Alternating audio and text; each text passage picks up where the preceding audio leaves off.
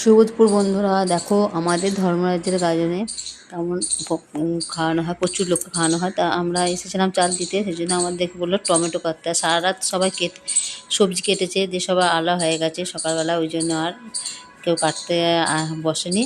ওই দাদাটা একটা কাটছে।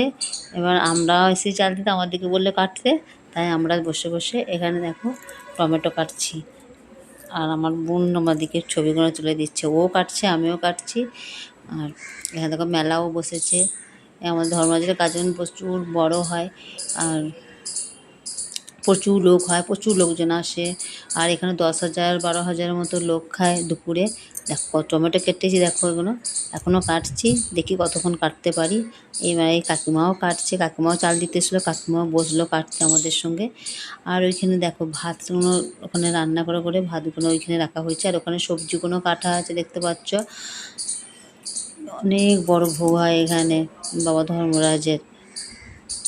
দেখো ভাতগুলো ওখানে ঢেলে ঢেলে রাখা হয়েছে, এটা আসলে একটা কাপড় পেতে ভাতগুলো ঢালা হয়েছে।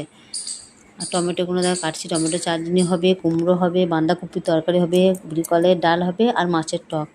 আমাদের ধর্মরাজের গাজনে কিন্তু মাছের টকটা হয়, বলে ঠাকুরের মন্দিরে মাছের টক করতে নেই, কিন্তু আমাদের এখানে হয়। দেখো কত টমেটো কাটা হয়েছে, এই টমেটোগুলো সব মাছ দিয়ে টক হবে।